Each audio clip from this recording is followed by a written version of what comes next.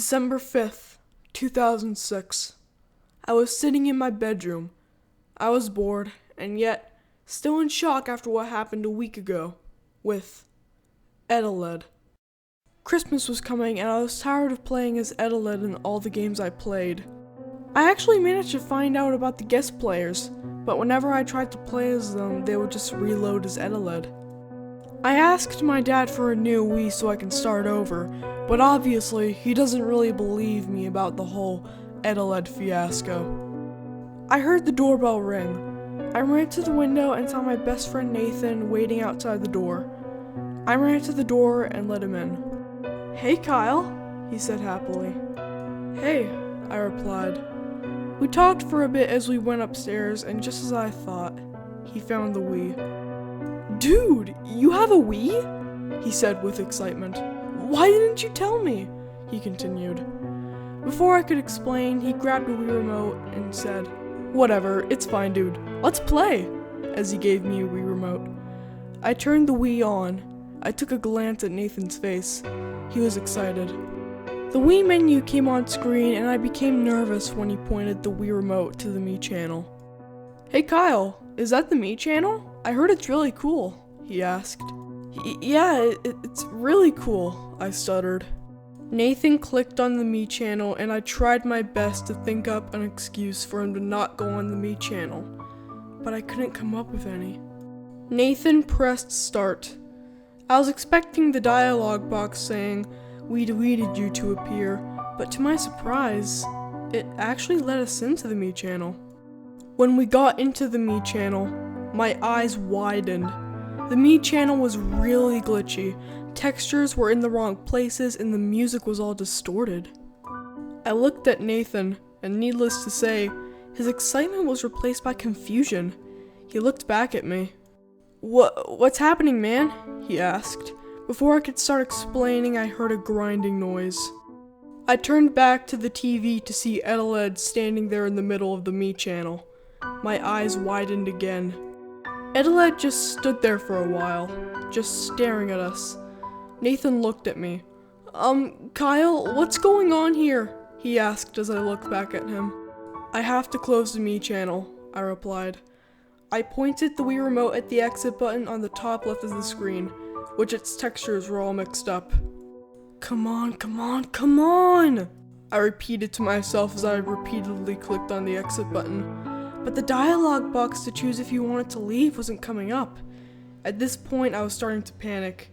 So did Nathan. While I was desperately trying to close the Me channel, a dialogue box appeared saying, "Hello, Kyle." "Kyle, what's going on?" Nathan asked me frightfully.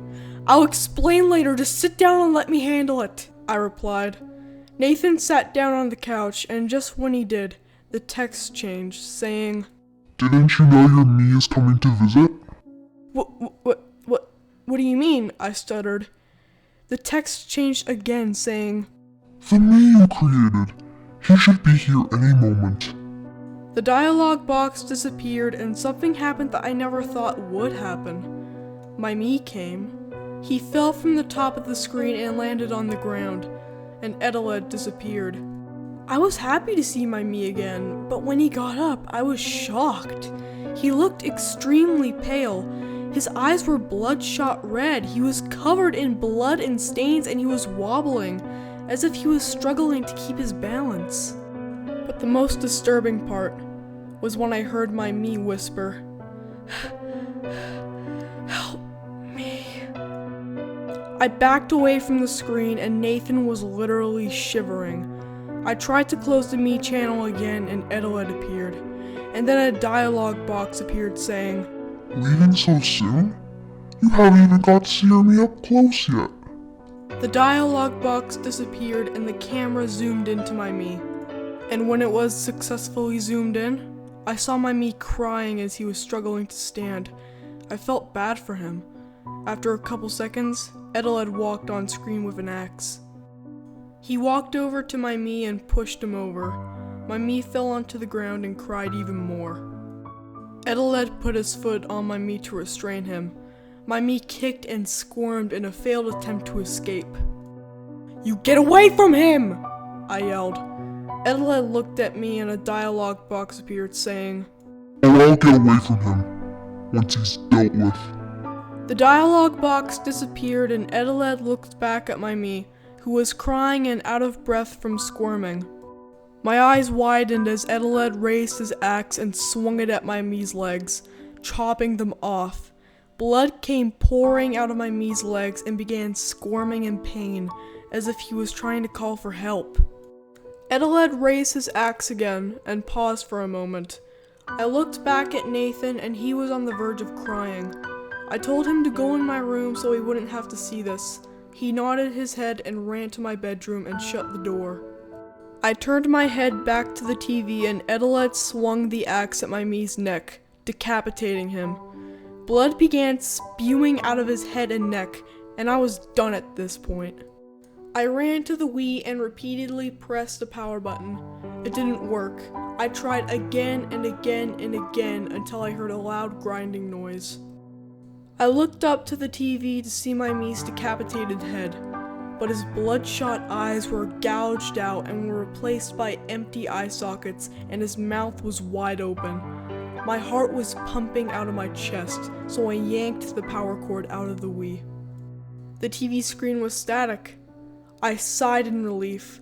I unplugged the Wii, took the Wii remotes, and ran to my room. I swung open the door and threw the Wii in my closet. I looked at Nathan, who was sitting on my bed with his arms folded, in shock of these past events. Is it over?" he asked. "Yeah, it's over," I said while breathing heavily. "I think you should go home, Nathan," I continued. "Yeah, see you later," Nathan replied as he left the room. After Nathan left, I went back to the living room to see the static still on the TV, but after a couple of seconds, the static was replaced with a black background of white text saying, "This is not over," and then the TV turned off.